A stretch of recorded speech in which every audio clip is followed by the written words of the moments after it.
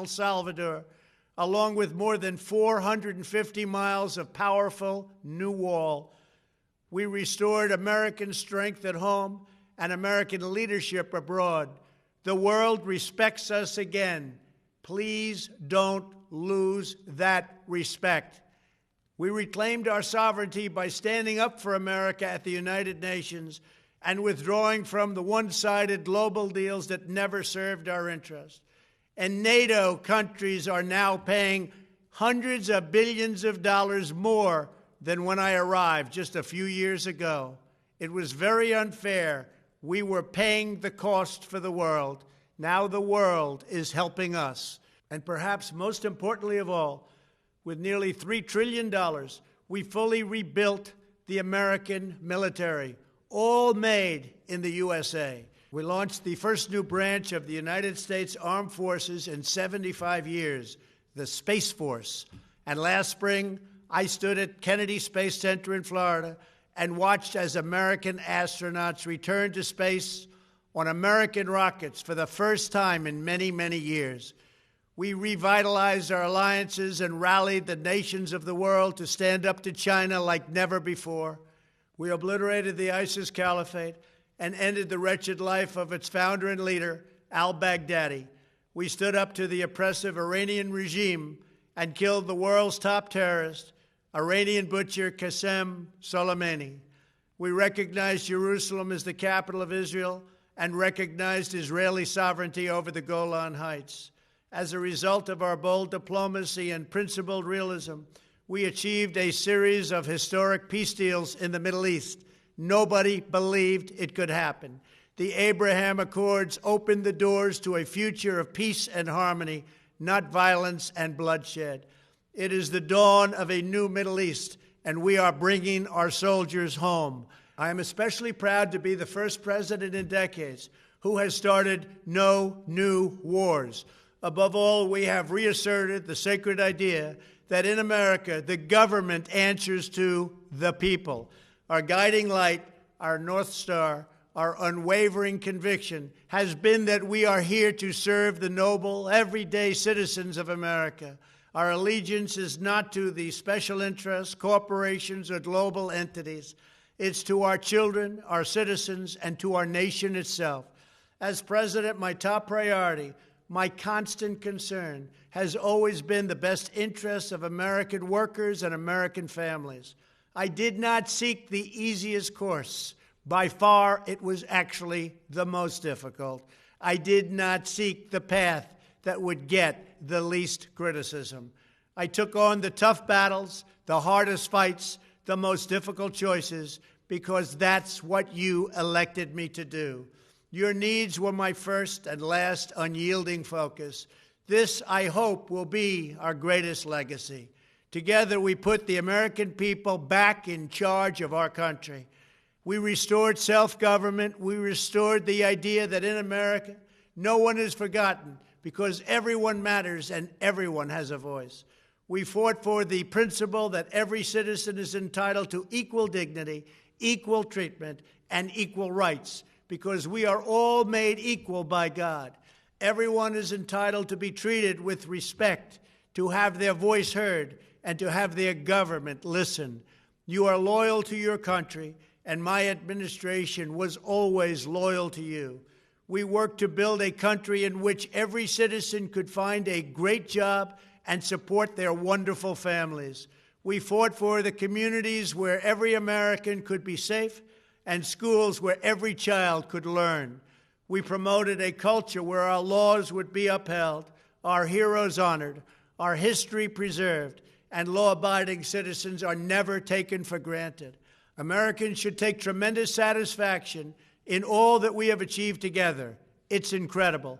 Now, as I leave the White House, I have been reflecting on the dangers that threaten the priceless inheritance we all share. As the world's most powerful nation, America faces constant threats and challenges from abroad.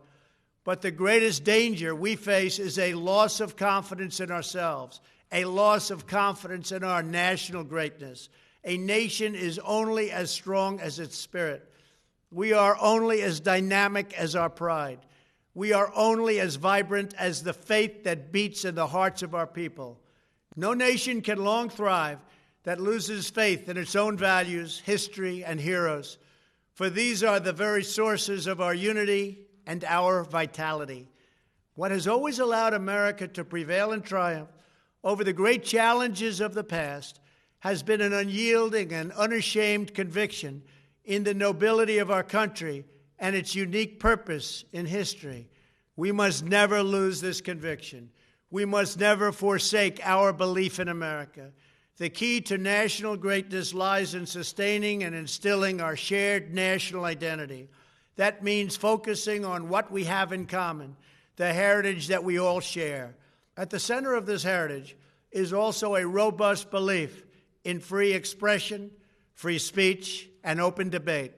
Only if we forget who we are and how we got here could we ever allow political censorship and blacklisting to take place in America. It's not even thinkable. Shutting down free and open debate violates our core values and most enduring traditions. In America, we don't insist on absolute conformity or enforce rigid orthodoxies and punitive speech codes. We just don't do that. America is not a timid nation of tame souls who need to be sheltered and protected from those with whom we disagree.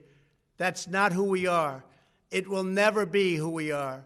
For nearly 250 years, in the face of every challenge, Americans have always summoned our unmatched courage, confidence, and fierce independence. These are the miraculous traits that once led millions of everyday citizens to set out across a wild continent and carve out a new life in the Great West. It was the same profound love of our God-given freedom that willed our soldiers into battle and our astronauts into space. As I think back on the past 4 years, one image rises in my mind above all others. Whenever I traveled all along the motorcade route, there were thousands and thousands of people. They came out with their families so that they could stand as we passed and proudly wave our great American flag. It never failed to deeply move me. I knew that they did not just come out to show their support of me. They came out to show me their support and love for our country. This is a republic of proud citizens who are united by our common conviction that America is the greatest nation in all of history. We are and must always be a land of hope, of light, and of glory to all the world. This is the precious inheritance that we must safeguard at every single turn. For the past 4 years, I have worked to do just that. From a great hall of Muslim leaders in Riyadh to a great square of Polish people in Warsaw, from the floor of the Korean Assembly to the podium at the United Nations General Assembly, and from the Forbidden City in Beijing to the shadow of Mount Rushmore, I fought for you, I fought for your family, I fought for our country. Above all, I fought for America and all it stands for, and that is safe, strong, proud, and free.